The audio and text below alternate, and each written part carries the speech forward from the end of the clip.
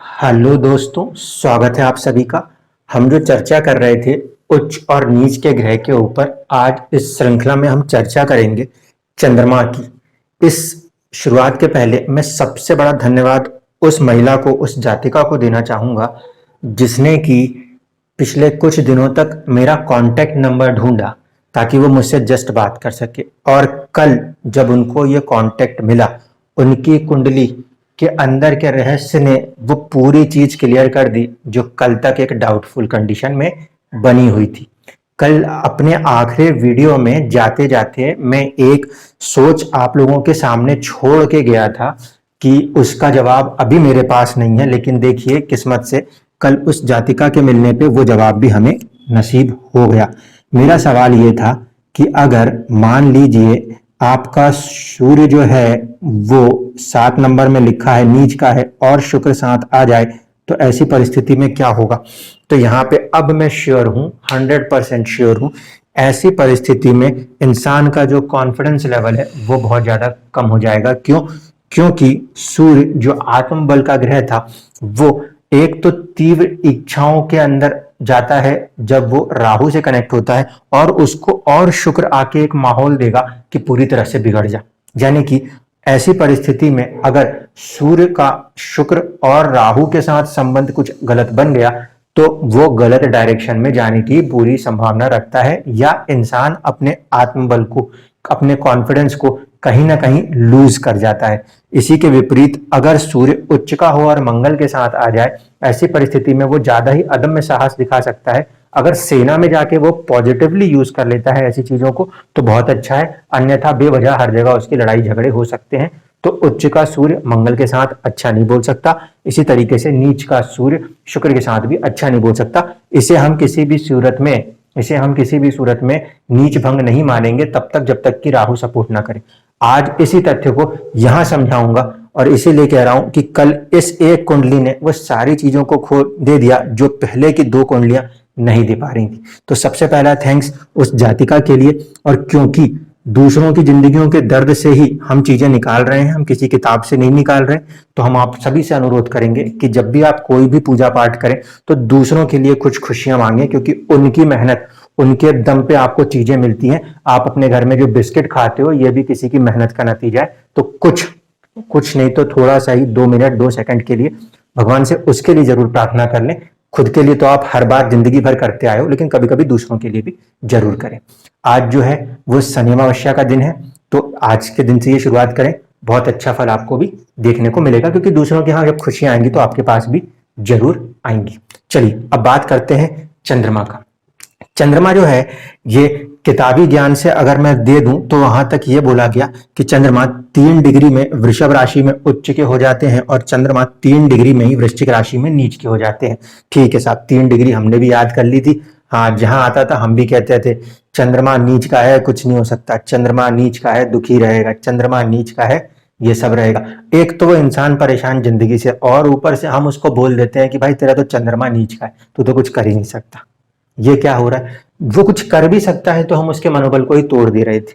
लेकिन देखिए जिंदगी दिखा रही है, कोई किताब नहीं दिखाएगी, जिंदगी दिखा रही है। अगर आप इसको बोल सकते हो कि ये गलत है तो फिर आप अपना तथ्य लेकर आना और बताना कि नीच का चंद्रमा बुरा होता है। अब मैं पहले यहाँ पे दोनों का आपको थोड़ा सा समझा दूं आध्यात्मिक पॉइंट, और उसके बाद इन कुंडलियों में समझाऊंगा। वीडियो थोड़ी सी लंबी हो जाए, कोई डरने की जरूरत नहीं है। ये वीडियो हर इंसान अपने स्टेटस पे इस तरह से शेयर करना कि जितने भी नीच के चंद्रमा वाले लोग हैं उनके अंदर अब पॉजिटिविटी जागनी चाहिए।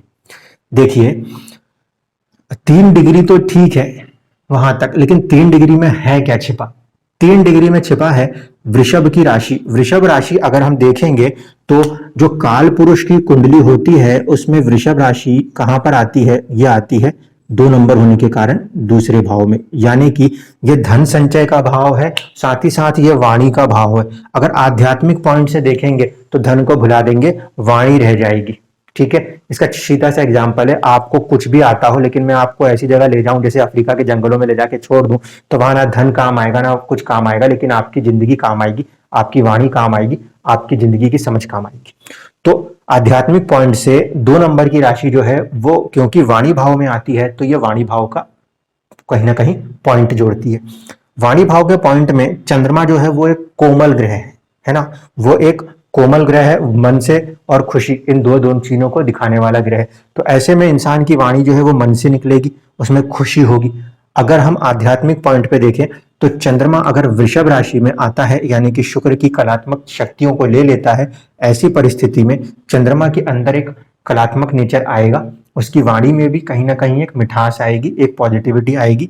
और चंद्रमा को 3 डिग्री पे मिलेगा कृतिका नक्षत्र, जो कि विस्फोटक नक्षत्र होता है, जो कि सूर्य का नक्षत्र होता है। और ऐसी परिस्थिति में जो मन का स्वामी होता है चंद्रमा, वो कहीं ना कहीं सूर्य से एक बल पा रहा होता है, क्योंकि सूर्य अपने आप में आत्म बल का ग्रह है। तो चंद्रमा को, मन को आत्म बल भी मिल रहा है और उसी समय उसको एक अच्छी वाणी भी वो मिल रही है, यानी कि इंसान अपने आत्म बल से, अपनी वाणी के दम पे लोगों को मंत्रमुग्ध कर सकता है। ये इसका आध्यात्मिक साइड का प्लस पॉइंट है, आध्यात्मिक साइड का। लेकिन इसका जो मटीरियलिस्टिक साइड है, अगर उसको ठंडे दिमाग से सोच के देखोगे तो फिर देखो, शुक्र जो है वो क्या है, धन संचित वाली राशि का स्वामी है। सेकंड हाउस जो है ये शुक्र की नेगेटिव राशि है। यहाँ पे शुक्र भोग नहीं करता, धन का संरक्षण करता है। तो मन जो है वो धन के संरक्षण में लगे और आत्मबल से इंसान पैसा कमाए और चीजों को जोड़े, तब तक तो ठीक है। लेकिन चंद्रमा खुश है, मन बहुत खुश है। अब खुशी अगर नेगेटिव वे में चली गई, यानी कि इंसान अमीर है, इंसान अमीर है और खुशी के मारे वो किसी भी गलत दिशा में चला गया, ड्रिंकिंग में चला गया, दूसरी गलत दिशाओं में चला गया, तब यही उच्च का चंद्रमा आपकी जिंदगी में आपके लिए परेशानी ला देगा। क्यों? क्योंकि मन तो खुश है, मगर मन किस चीज के लिए खुश है ये पता नहीं चलता ना। ये राशि आपके किसी भी भाव में आ सकती है, ठीक है। तो जिस भी भाव में आ जाए, उस वाली चीज के अंदर आपका मन लग जाए, और अगर उस परिस्थिति में शुक्र जो है वो साथ नहीं दिया चंद्रमा का, 6-8 वाला प्रॉब्लम सबसे ज्यादा शुक्र के साथ चलता है, इसलिए अगर इसने गड़बड़ कर दी तो मन में कोई ना कोई चोट जरूर दे देगा। और अगर ये बहुत ज्यादा साथ दे गया, एक साथ बैठ गए चंद्रमा और शुक्र, ऐसी परिस्थिति में हो सकता है कि फिर आपकी जो ख्वाहिशें हैं, आपकी जो मन है, आपकी जो खुशी है, वो कुछ नेगेटिव डायरेक्शन भी ले सकती है, क्योंकि आप उस टाइम पे बहुत ज्यादा मटीरियलिस्टिक गेन में हो। मटीरियलिस्टिक गेन के अंदर इंसान कब क्या गलती कर जाए वो कहना मुश्किल होता है। तो मेरे हिसाब से उच्च का चंद्रमा है तो ज्यादा संभालने की जरूरत है, बजाय कि नीच के चंद्रमा से। यहाँ पे गलतियां होने की संभावना बहुत ज्यादा है। क्यों? क्योंकि मन जो है वो उच्च का हो रहा है, मन जो है वो बहुत ज्यादा ऐसी राशि के अंदर है जो कि कहने को तो स्टेबल और प्रैक्टिकल राशि है, लेकिन वो सुखों को ज्यादा देखती है, और सुखों में निकला हुआ मन कभी कभी गलत दिशाओं में जाके गलत भी कर सकता है। इसलिए अगर चंद्रमा उच्च का हो तो शुक्र की पोजीशन और सूर्य की पोजीशन भी समझनी जरूरी है। अगर ये दोनों अगर कहीं पे इसका सपोर्ट नहीं कर रहे, तो वो चंद्रमा उच्च का होकर भी उच्च का नहीं नजर आएगा। क्यों? क्योंकि इसको इंटरनल सपोर्ट सूर्य से मिलता है और कहीं ना कहीं राशि का सपोर्ट शुक्र से मिलता है। तो ये तो हुई उच्च वालों के लिए बात। अब बात आती है नीच की। ये वो कंडीशन है जिसने खड़ा किया तो उसने बिल्कुल बड़ा किया।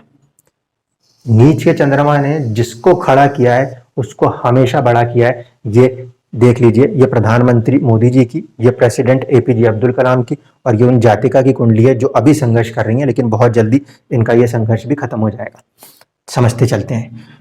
चंद्रमा जब नीच का होगा तो 3 डिग्री की ही रहेगी, राशि जो होगी वो वृश्चिक होगी, और जो नक्षत्र है वो विशाखा होगा। अब देखिए 8 नंबर की ये राशि है जहां पे चंद्रमा नीच का होता है। 8 नंबर की राशि वैसे भी नेचुरली 8वें भाव में ही आती है, और 8वां भाव जो होता है वो जिंदगी की गहराइयों को दर्शाता है। ये सृजन का भाव है। मैंने कहा था कि संतान उत्पत्ति के लिए जो कुछ भी क्रिया की जाती है वो 8वें घर से होती है। ये सृजन कर सकता है। यही वो भाव है जो डेप्थ देता है, पानी के सबसे अंदर गहराइयों में उतर के काम कर सकने की क्षमता ये देता है। यानी जिंदगी के अंदर की गहराइयों को क्षमता जो होगी समझने की, वो तब आती है जिसके पास अष्टम भाव या जिसके 8 नंबर की राशियों में पॉजिटिव प्लैनेट्स फॉर्म हो जाते हैं। तो ये वाली राशि अगर इसमें चंद्रमा आ गया तो चंद्रमा क्या हुआ, लोग कहते हैं कि ये वो रुका हुआ पानी है जिसमें कि मन दुखी हो जाता है। देखिए, मन दुखी होता है, बिल्कुल ठीक बात है। इनमें से कोई ऐसा नहीं होगा जिसका कि मन दुखी ना हो, लेकिन इनका मन दुखी होता है क्योंकि सराउंडिंग्स जो है ना वो इनके लिए मजबूरी खड़ी कर देती है। आप समझ लो, आप चाहे मोदी का एग्जाम्पल लो, चाहे अब्दुल कलाम का एग्जाम्पल लो, इनका एयरफोर्स पायलट में सिलेक्शन नहीं हुआ था, मन इनका भी दुखी था। ये इंसान अपनी जिंदगी में बचपन वहां से लेके निकला है जहां से कि वो चीजों को देख के आया, और ये इसकी जीत का कारण है। इनकी जीत और इनकी जीत मुझे एक समान नजर आती है, थोड़ा सा अंतर है, उसे हम कंट्रोल कर लें तो। इस इंसान के अंदर और इस इंसान के अंदर का भी मैं आपको डिफरेंस समझा देता हूँ। पहले इस वाली चीज को देख लें, फिर यहाँ पे ले आता हूँ फटाफट से। देखिए, जब चंद्रमा नीच का होता है तो उसको कौन सी राशि है? मंगल की राशि है। मंगल वैसे तो जोश का ग्रह है, साहस का ग्रह है, ठीक है। ऐसी परिस्थिति में चंद्रमा यानी कि मन कभी बहुत ज्यादा ऐसी चीजों में नहीं लगना चाहता जहां पे वो गहराइयों को खोजे, क्योंकि उसे तो खाना पीना और ये सारी चीजें जो है ना, मटेरियलिस्टिक वर्ल्ड के लोगों को ये चीजें पसंद है। हाँ, अगर कहीं पे चंद्रमा किसी को आध्यात्मिक साइड पे ले जाता है तो उसके लिए ये वाला साइड बहुत ही फेवरेबल हो जाता है। यहाँ पे अष्टम में मंगल साहस दे सकता है, और जो विशाखा नक्षत्र है उसके स्वामी है गुरु, और गुरु के पास होता है ज्ञान, यानी कि जिंदगी की गहराई को समझने के लिए साहस भी है और कहीं ना कहीं ज्ञान भी है। जिंदगी की गहराई को समझने का साहस और ज्ञान, समझ लीजिए, ये हर किसी को नहीं मिलता। किताब से पढ़े हुए ज्ञान से जीडीपियां चलती हैं, लेकिन जिंदगी की गहराई के ज्ञान से इंसान कितना भी गरीब हो वो सीख जाता है पैसे को जोड़ के जिंदगी को चलाना। कोई जरूरी नहीं है कि वो विदेशों से जाके डिग्री लेकर आया हो। अगर गहराई जिंदगी की किसी के पास है तो वो, क्योंकि लाइफ ही तो है सब कुछ, आपकी पहली सांस से लेकर आखिरी सांस तक आपको दुनिया में अगर कुछ गिफ्टेड है तो वो जिंदगी ही है। और अगर जिंदगी, क्योंकि अष्टम भाव है ना जिंदगी की गहराई, अगर ये अपने मन यहाँ पे आ गया और इसके अंदर चीजें सिखा दिया इसने, और जितना ये बुरा सिखाता है उतना इंसान के अंदर दुख आएगा ही आएगा, क्योंकि हंस के तो कोई चीज नहीं सीखी जा सकती। एसी में बैठ के पढ़े हुए ज्ञान को कोई नहीं लगा सकता। अगर लगा सकते होते तो कोरोना काल में इतनी मृत्यु हुई क्यों होती? नहीं होती।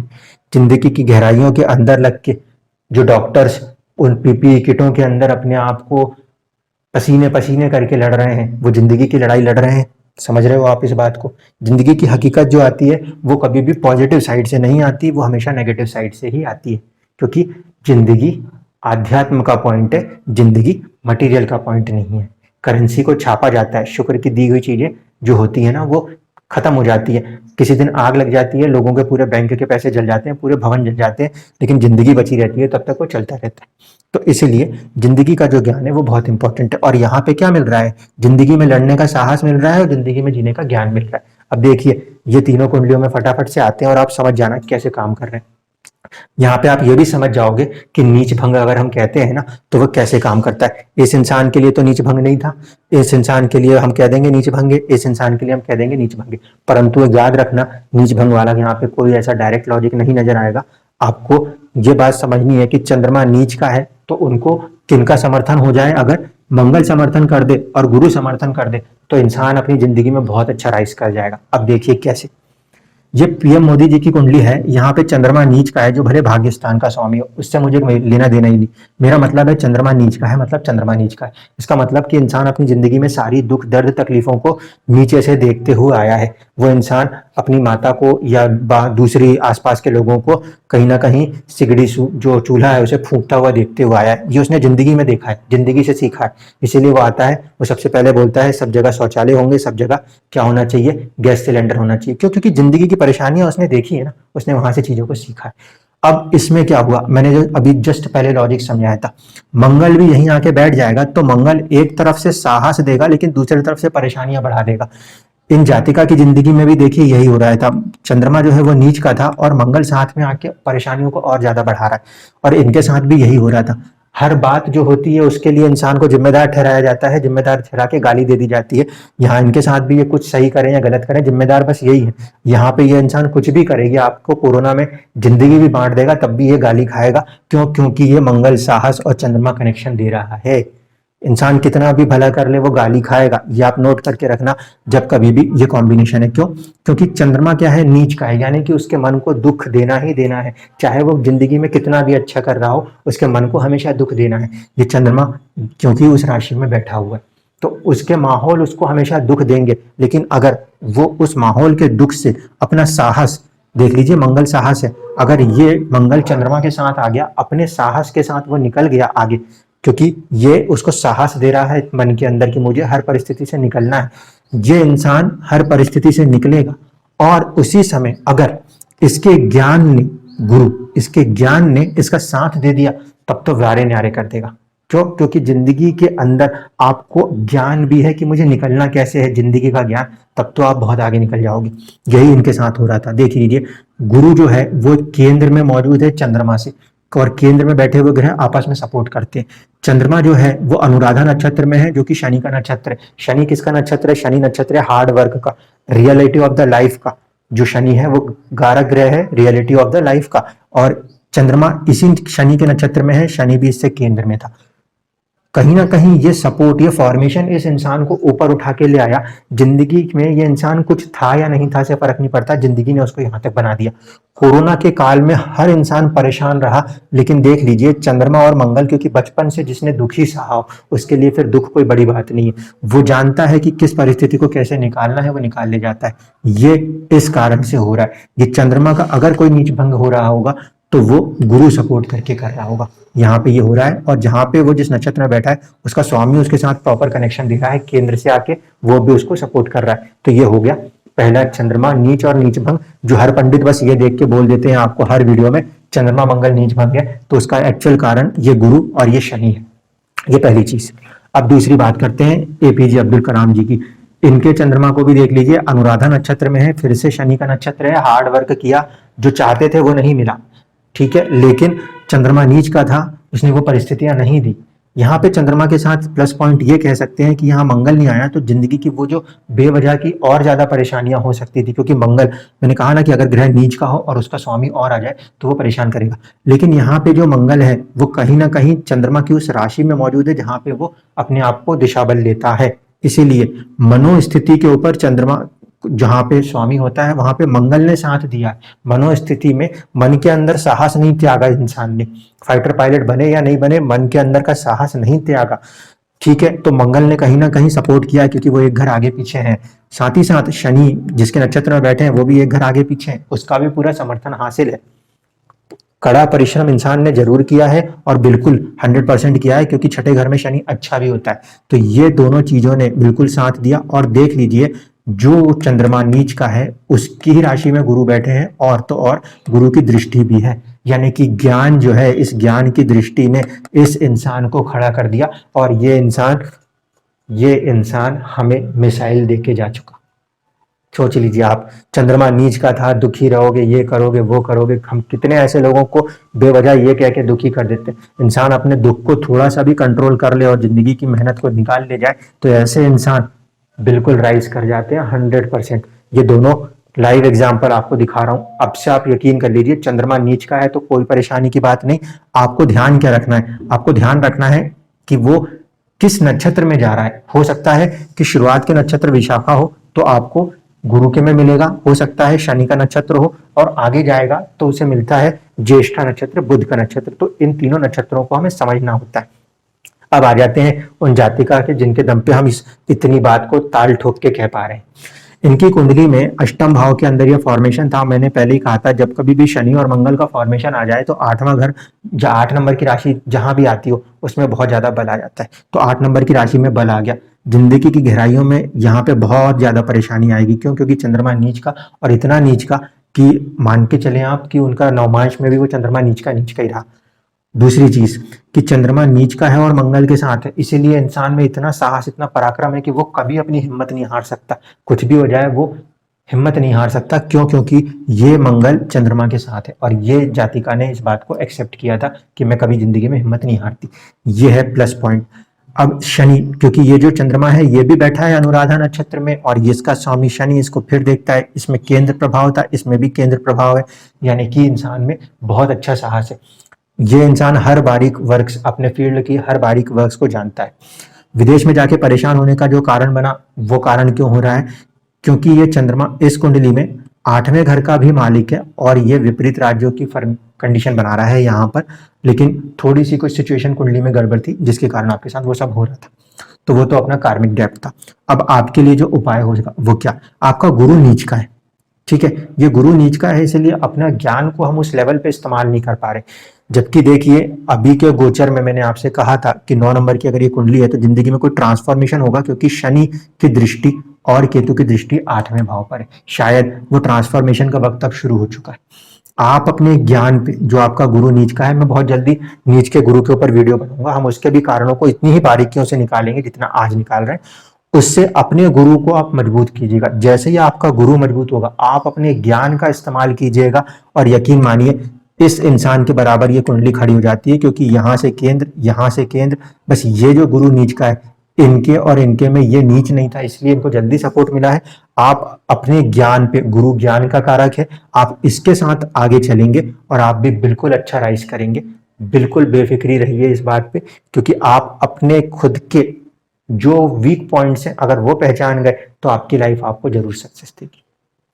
चंद्रमा का नीच होना मेरे हिसाब से अच्छा है इस मामले में कि आध्यात्मिक पॉइंट पे ये जिंदगी की इतनी कठोर जिंदगी दिखा देगा, इतनी कठोर जिंदगी दिखा देगा कि इंसान उसके बाद हारने के लिए कुछ नहीं रखता, और जिसके पास हारने के लिए कुछ नहीं होता वो हमेशा जीतता है। इसलिए जिन भी लोगों का चंद्रमा नीच का है वो अपने मंगल, अपने साहस का पूरा इस्तेमाल करना और अपने ज्ञान को पूरी तरह से केंद्रित रखना, ये दो परिस्थितियां, आपका साहस और आपका ज्ञान, आपके नीच के चंद्रमा, आपके मन में जो दुख और जो कुछ भी है उन सबको बाहर निकालेगा।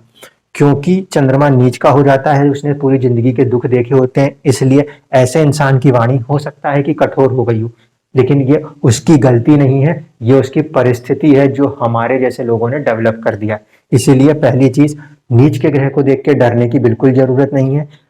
अगर परिस्थितियां उनकी खराब है तो किस तरीके से वो निकल सकता है ये आपको समझ में आ चुका होगा।